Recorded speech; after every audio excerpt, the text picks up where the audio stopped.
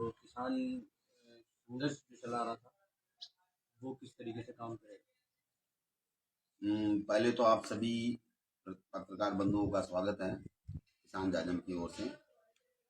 और आपको बुलाने का कारण भी यही है कि आपके माध्यम से जन जन तक ये आवाज जाए कि भाई लोगों में ये उथल पुथल है कि जाजम कब लगेगी, कैसे लगेगी, अब तक जाजम क्यों नहीं लग रही है। तो वो एक संदेश पहुंचाने के लिए आप सब लोगों को बुलाया। जाजम कब लगना है और जाजम में क्या कुछ फैसले होंगे, किस तरीके से चुनाव को लेकर रणनीति बनाई जाएगी। देखो, जाजम राजनीतिक परिप्रेक्ष्य के बाहर काम करती है। तो जाजम जैसे ही कांग्रेस का टिकट होगा, ऑफिशियल रूप से नाम आ जाएगा, उसके बाद मुश्किल से 2 दिन के अंदर जाजम लगेगी। जाजम प्रशासन कहाँ जगह देता है उसके ऊपर निर्भर करती है। बाकी जगह हम देंगे प्रशासन को चिन्हित करके कि भाई ये जगह हमारी अच्छी है, यहाँ सारी सुविधाएं हैं। प्रशासन कहाँ निश्चित करता है वहाँ जाजम लगेगी। जाजम की तरफ से कौन कैंडिडेट होगा? देखो, जाजम की तरफ से कोई एक कैंडिडेट इसलिए नहीं हो सकता कि वहाँ कई कैंडिडेटों को रखा जाएगा और फिर जाजम के जो सतत काम करने वाले गण हैं वो उसमें निर्णय करेंगे और निर्णय कर फिर सामरिक दृष्टि से किसी एक कैंडिडेट को प्रतिनिधित्व का मौका मिलेगा। नरेश मीना को जाजम में बुलाया जाएगा। देखो, एक चीज को हमेशा गौर करिए, जाजम में जितने भी लोग किसान आंदोलन में आए, उन्होंने मेहनत की, उनमें से किसान आंदोलन में से भी 1-2 प्रतिनिधि रहेंगे, यानी चुनाव लड़ने के लिए, प्रतिनिधित्व करने के लिए। जिन जिन लोगों ने टिकट मांगा है कांग्रेस से या बीजेपी से, और जो अपनी पार्टी को छोड़कर किसान जाजम में आना चाहे, जाजम उनको भी प्रतिनिधित्व का मौका दे। जाजम कौन सी पार्टी से चुनाव लड़ेगी? जाजम किसी पार्टी से चुनाव नहीं लड़ेगी। निर्दलीय। जाजम का खुद का एक सिंबल है। जाजम तो किसानों की जाजम है। चुनाव आयोग क्या सिंबल देता है वही सिंबल है जाजम का। तो निरंतर सिंबल बदला भी जा सकता है, क्योंकि जाजम तो सीधा प्रतिनिधित्व करेगी। जाजम किसी सिंबल के नीचे अगर प्रतिनिधित्व करती तो राजनीतिक जाजम है। जाजम किन मुद्दों के साथ में मैदान में उतरेगी?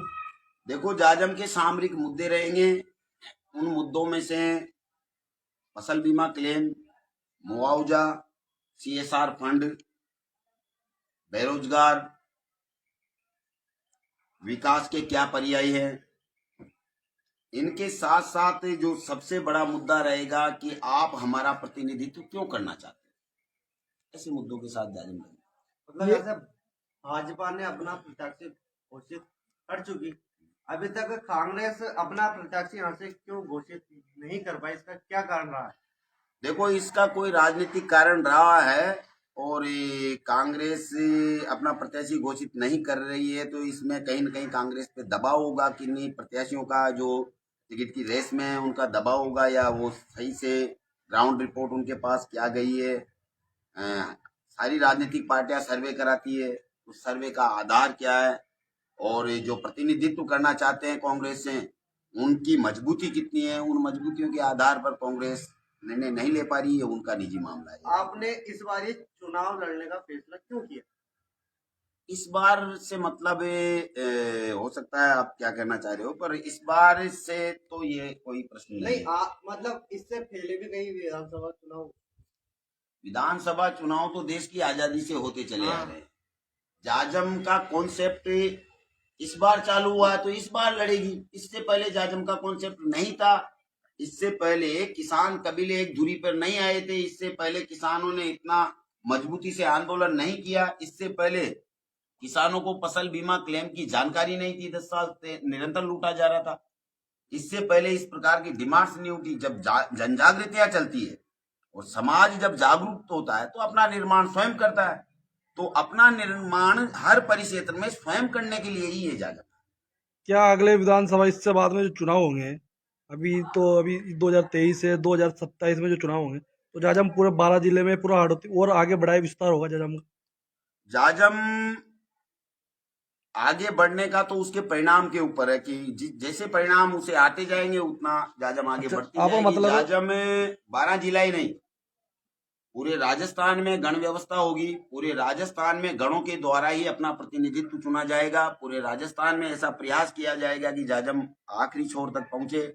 ये हमारा प्रयास है। ये हम शुरुआत केवल छबरा छिपा बड़ौद से कर रहे हैं। ये इतिहास होगा, ये इतिहास बनेगा कि छबड़ा के जागरूक किसानों ने अपनी गण व्यवस्था को इतना मजबूत किया कि वो खुद का निर्माण खुद कर रहे हैं और ये सारे देश में जाएगा। पर ये छबड़ा के किसान मजदूर जागरूक की जो जनता है और बेरोजगार है, उनके निर्णय के ऊपर है कि वो किस प्रकार का निर्णय देते हैं।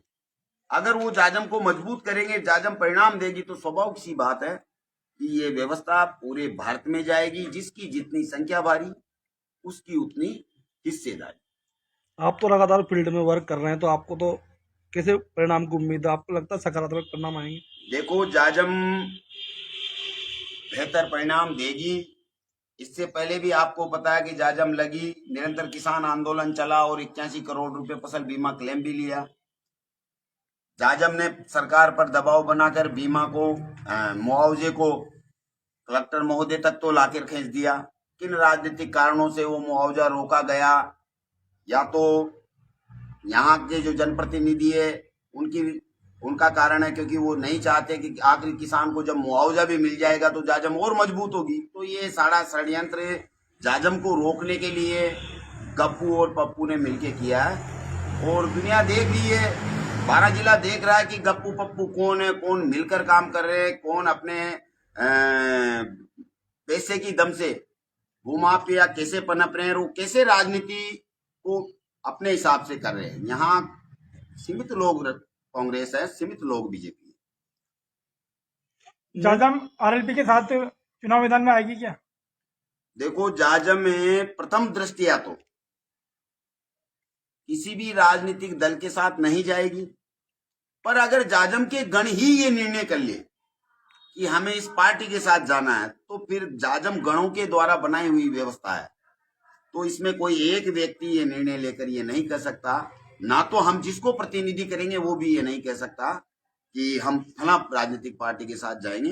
अगर वो व्यक्ति स्वयं में परिपूर्ण होकर ऐसा कहता है तो वो जाजम उसका साथ नहीं देगी। जाजम गणों के द्वारा बनाई गई एक व्यवस्था है। इसमें हर समुदाय के प्रतिनिधित्व करेंगे, हर समुदाय को एक निश्चित प्रतिनिधित्व दिया जाएगा, हर समुदाय को के गणों को शामिल किया जाएगा निर्णय में। हाँ, जाजम छबड़ा छिपा बड़ौद की है तो छबड़ा छिपा बड़ौद के लिए लोगों को शामिल किया जाएगा, छबड़ा छिपा बड़ौद के लोगों को शामिल किया जाएगा। तो इसका मतलब नरेश मीणा को जाजम में नहीं बुलाया जाएगा? बुलाना नहीं बुलाना ये अलग परिप्रेक्ष्य है। छबड़ा छिपा बड़ौद में नरेश मीणा को चाहने वाले लोग भी तो हैं। कांग्रेस बीजेपी को किसान नेता कैसे रोक पाएंगे चुनाव में? देखो, हमें कांग्रेस बीजेपी को रोकना ही नहीं है।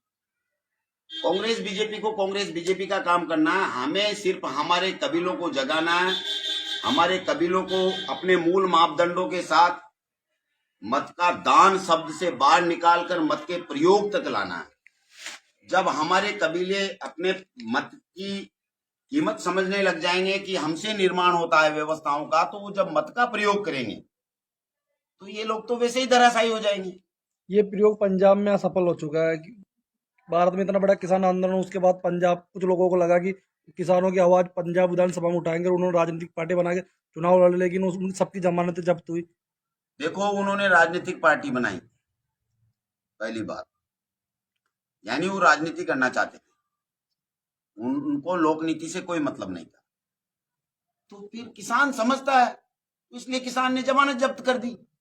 जब किसान समझता है कि ये व्यक्ति मेरे कंधे पर पैर रखकर अपना प्रतिनिधित्व करना चाहते हैं, वो जेट विमान में बैठना चाहते थे, सड़कों पे पसीना बहाकर कैमरे के सामने अपना काम कर और सरकार से टाई अप करके काम कर रहे थे, तो किसानों ने उनको धराशायी कर दिया। इसमें कहाँ का सके, ये वहां की जागरूक किसान है। मैं तो अच्छी बात मानूंगा इसे कि पंजाब के किसानों का धन्यवाद, जो उन्होंने उन लोगों को पछाड़ा जो लोग किसानों को मोहरा बनाकर राजनीतिक प्रतिनिधित्व करना चाहते। और कोई प्रश्न हो आपका? मतलब आज से कुछ दिनों पहले से किसान बीमा क्लेम मुआवजे की मांग को लेकर आप लगातार संघर्ष करते हैं, और आज से कुछ दिन पहले हुए महापड़ाव में आपने यूं कहा था कि किसान महापड़ाव को राजनीतिक रूप दिया जा रहा है, तो इस बारे में आपका क्या कहना है? पहली बार तो आप इसी स्टेटमेंट को दोबारा देखिएगा। किसान महापड़ाव को राजनीतिक रूप दिया जा रहा है, ऐसा मेरा स्टेटमेंट नहीं है, गौर करिएगा आप। आप हाँ, ये आपने कहा था कि इसे राजनीतिक लोगों द्वारा इसको हाईजैक हाईजैक करने का प्रयास किया जा रहा है। तो वो किया गया था तो उससे कोई फर्क नहीं पड़ता है, वो होता है। जब आप अपनी व्यवस्थाओं को व्यवस्थित करते हो तो उसमें सारी चीज, एक मकान बनाने में भी कभी ईंट की कमी पड़ जाएगी तो कभी लेबर इधर उधर हो जाएगी तो किसी रोज कारीगर नहीं आएगा, तो ये सारी चीजें होती है। ये बड़ी व्यवस्था है, जाजम बहुत बड़ी व्यवस्था है। तो इस व्यवस्था को रोकने के लिए कांग्रेस और बीजेपी मिलकर काम कर रही है। थोड़े दिनों बाद अगर जाजम ने बेहतर रिजल्ट दिए तो छोटी जो राजनीतिक पार्टियां वो भी इसके खिलाफ जाएगी, क्योंकि जब किसान, मजदूर, बेरोजगार खुद का निर्माण खुद के तरीके से, खुद की व्यवस्थाओं से करने लग जाएंगे तो फिर वो राजनीतिक पार्टियों के झंडे नहीं उठाएंगे। और जब राजनीतिक पार्टी को झंडे उठाने वाले लोग नहीं मिलेंगे, उनको कोई मंडल कमंडल, जूता चप्पल सैंडल अध्यक्ष बनने के लिए लोग नहीं मिलेंगे, तो स्वाभाविक सी बात है कि राजनीतिक पार्टियों के अस्तित्व पे खतरा आएगा। तो वो सारे लोग जाजम को रोकने का प्रयास करेंगे। तो जाजम का अभी मुकाबला सिर्फ कांग्रेस बीजेपी से, आगे और राजनीतिक पार्टियों से भी जाजम का मुकाबला होगा। आप एक ऐसा कॉन्सेप्ट तैयार कर रहे हैं जिसमें पूरे भारत में कैंडिडेट का चुनाव जाजम के माध्यम से किया जाए।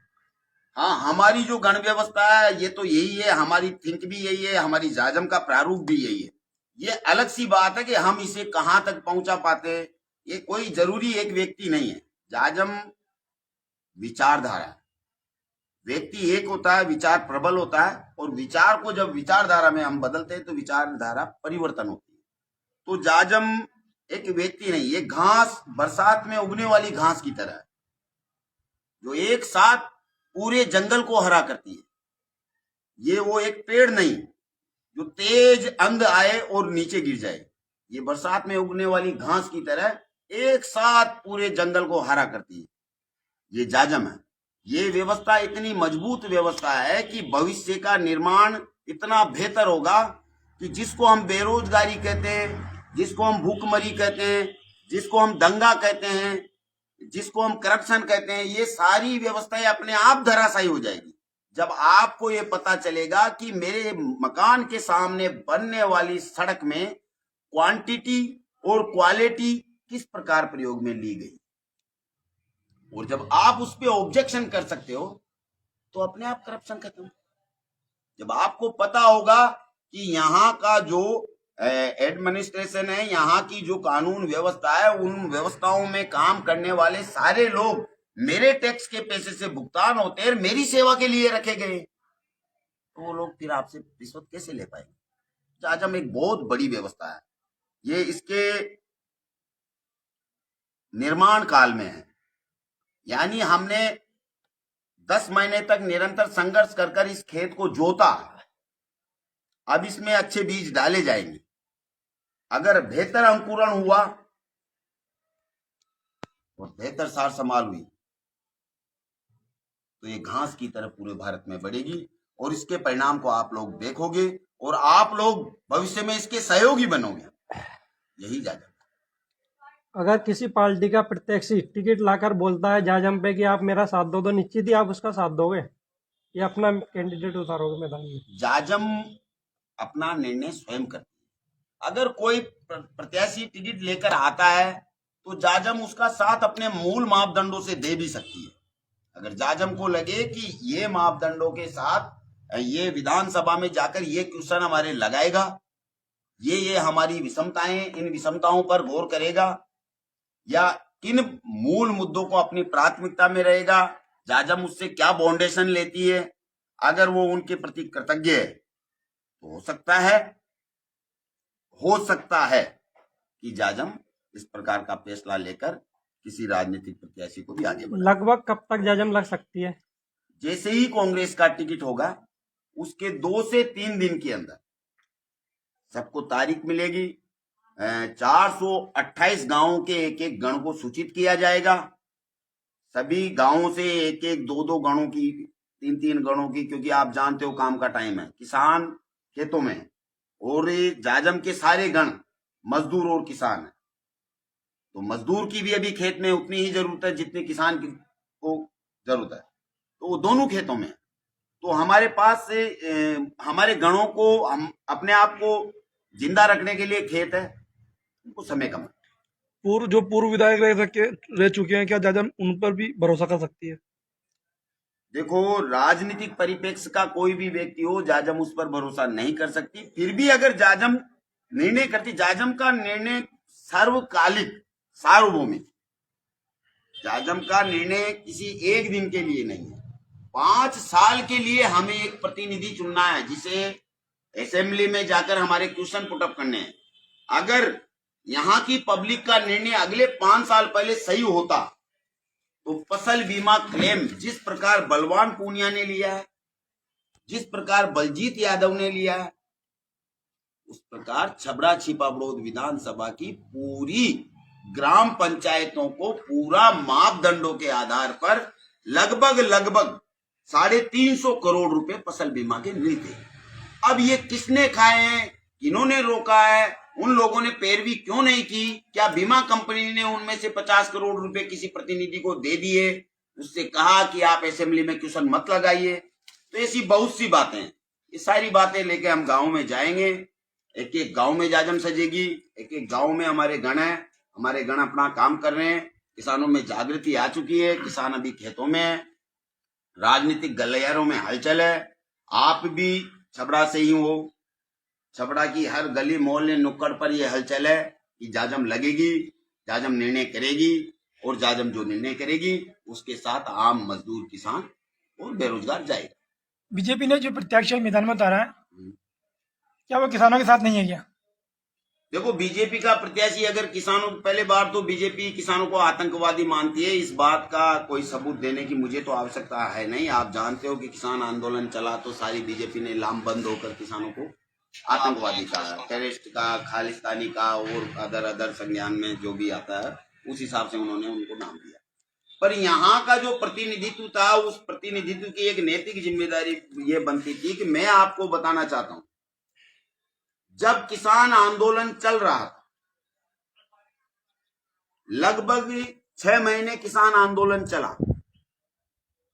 और उस 6 महीने के अंदर 2 बार विधानसभा सत्र लगे, और दोनों विधानसभा सत्रों में विधायक महोदय ने फसल बीमा और मुआवजा की बात नहीं की।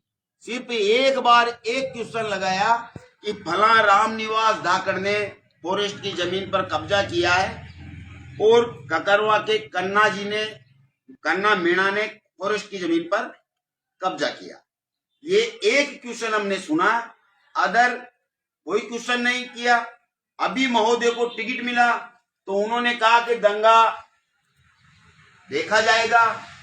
इसका मतलब है कि ये दंगा कौन कराता है, ये पर्दा खुला हुआ है। तो ये खुले पर्दे को बंद करना है, और छबड़ा छिपाबड़ोद को एक नए निर्माण की तरफ जाना है, नए उद्देश्यों के साथ, नई परिकल्पना के साथ। और जाजम नया निर्माण करेगी, बेहतर निर्माण देगी, बेहतर व्यवस्था देगी, और आप सबके सामने वो व्यवस्था रहेगी, आप सबके सहयोग से। जाजम का आदमी अगर जीत जाता है और काम नहीं करता तो फिर क्या होगा? ये इंपॉर्टेंट प्रश्न है आपका। जाजम का आदमी जीत जाता है और काम नहीं करता। अब काम से मतलब मेरा मानना कुछ अलग है। काम बहुत से एमएलए करते हैं, पट्टियां लगा जाते हैं, उद्घाटन कर जाते हैं, एक एक गांव में, 2-2 गांव में, एक पंचायत पे ये आपको ये एमएलए का काम ही नहीं है। ये तो पंचायत भी विकास करती है। पंचायत के पास जो बजट आता है पंचायत करती है, नगर पालिका के पास जो बजट आता है नगर पालिका करती है, एमएलए के पास तो 5 करोड़ रहता है मात्र। इससे ज्यादा बजट तो पंचायत समिति के पास रहता है, इससे ज्यादा बजट तो पंचायतों के आधार पर देख लीजिए, क्योंकि वो प्रतिनिधित्व करता है 60 पंचायतों का। 60 पंचायतों पे 5 करोड़ है, 1 करोड़ तो पंचायत में आ जाते हैं,